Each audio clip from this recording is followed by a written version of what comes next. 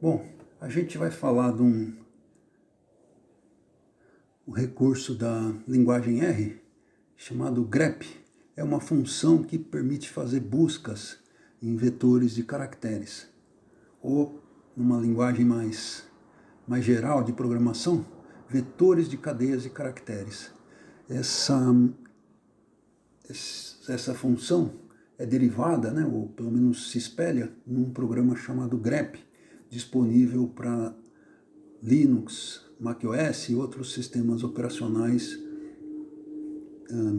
derivados do Unix. Naturalmente a gente não vai falar do programa, porque o objetivo aqui é a função, mas quem conhece o programa, trabalha com ele no dia a dia desses sistemas operacionais, sabe que ele é muito útil e vai conseguir ver aí semelhanças entre a função grep do R e o programa para esses sistemas operacionais. Bom, uma outra coisa é que a gente só vai conseguir avaliar melhor o poder desse programa quando a gente usar com ele uma coisa chamada expressões regulares. Mas hoje a gente não vai ver isso, vamos ver o uso dele mais simples. As expressões regulares vão ser discutidas na próxima sessão de vídeos. A gente está fazendo 2 vídeos por semana nessa série R para programadores, e o próximo vai ser no domingo.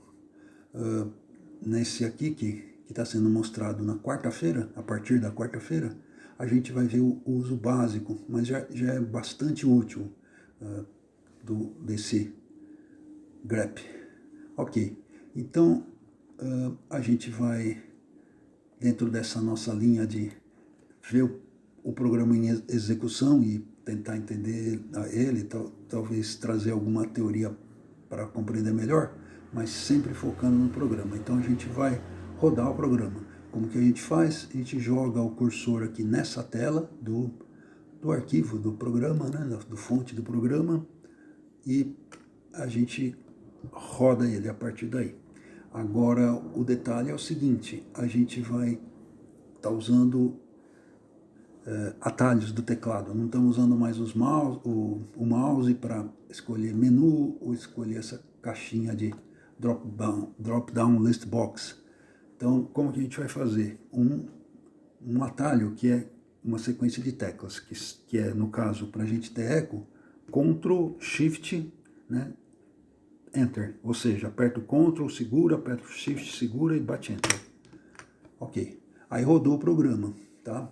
Então, a gente pode ver que ele não gerou eco, porque normalmente no R, as atribuições, que é o que a gente fez aqui, não geram eco. Então a gente vai acompanhar o que aconteceu aqui pelo Global Environment, ou pelo coração do R, como a gente tem falado.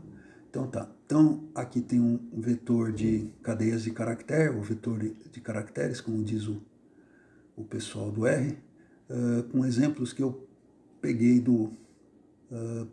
da ajuda do grep. Então vamos lá. Então, e naturalmente deu uma adaptadazinha para o nosso caso aqui, para o nosso contexto. Tá, então eu estou dizendo aqui grep, abre aspas, foo txt.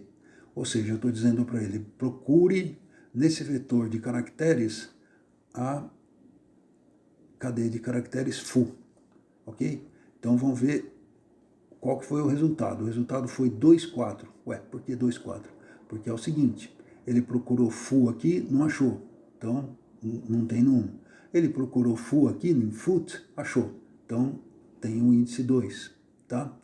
E procurou nesse caso, e também não achou, por quê? Porque ele viu que aqui o foo tem a inicial maiúscula, e a gente disse para ele procurar com a minúscula, então recusou. E aqui ele achou, então normal. Então, beleza, 2,4. Tá? Então é o índice 2 e o índice 4. Só o índice das coisas que ele, das posições do vetor onde ele encontrou o resultado. Bom, agora tem a linha de baixo que é igualzinho à primeira, a não ser esse finalzinho aqui, ignore case igual a true. Bom, em poucas palavras, ignore case está dizendo ignore se a letra é maiúscula ou minúscula. Então eu estou dizendo para ele passar a se comportar desse modo. Naturalmente o valor default é false, quer dizer, diferencie maiúscula e minúscula. Aqui eu estou falando para ele, não diferencie. Então vou ver o que aconteceu. O lugar onde foi atribuído é answer IGN. Aí agora, answer IGN ficou 2, 3, 4. Ou seja, ele procurou full aqui, encontrou. Aqui, normalmente ele não encontraria, mas como eu falei para ele, não se importe se a letra for maiúscula ou minúscula. E ele falou, então aqui tem. Então full, e aqui por último que já tinha visto, full bar. Beleza. Então essa aqui é a utilidade desse ignore case. Tá? Então até aqui a função está devolvendo os índices dos lugares onde ela encontra, das posições do vetor, onde ela encontra a cadeia de caracteres procurada. Tá? Bom, vamos ver essa outra aqui, answer val, tá, velho? Onde eu habilitei a opção velho, tá? Que naturalmente era falsa, né? Por default, quer dizer, por omissão é falsa. Então o que ele fez? Val aqui. Então, bar e full bar, ou seja, ele se comportou igualzinho a essa coisa anterior, só que em vez de colocar os índices, copiar os índices, ele copiou os valores. Quando é que eu uso um, quando é que eu uso outro? Eu uso um quando eu quero logo o valor, e eu uso o outro, essa coisa com índices, quando não tem importância para mim eu ir buscar lá no vetor original. Depende da situação. Talvez aqui numa sequência muito longa vale a pena eu guardar só os índices. Agora, se for uma sequência curtinha, qualquer coisa aqui tá bom. Beleza. Agora, por último, nessa sequência do grep, vem o invert. Invert significa o quê? Vamos ver então. Answer inv 3. Eu mandei procurar full e o que ele fez? Na posição 1 não tem full e na posição aqui também não tem. Quer dizer, tem, mas está com maiúscula. Então, como eu estou mandando procurar exatamente, ele falou, não, aqui também não tem. Então ele devolveu para mim o oposto, os lugares onde não tem. Tá? E aí, por último, agora, vem uma função chamada grepl. O que o grepl faz? O grep devolve ou posição ou valor, como a gente viu. O grepl diz para cada uma das posições do vetor original se tem ou não tem a cadeia procurada. Então aqui, ó, ele diz que a primeira é false, quer dizer que o arm não foi encontrado nessa posição um full. Então ele procurou full em arm, não tinha. Aqui na segunda está dizendo que é true, porque ele procurou full e encontrou. A terceira é aquela coisa de sempre de ele não aceitar o full com a inicial maiúscula, então é false. E a última encontrou normalmente. Tá?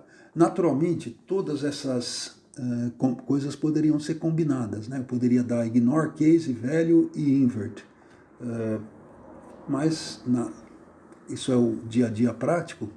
O importante é entender o valor isolado delas para eventualmente poder combinar. Tá ok? Bom, muito obrigado por enquanto e até o próximo vídeo, que a gente vai estar falando de uma outra coisa interessante, que é a substituição de caracteres, não só a busca. Muito obrigado.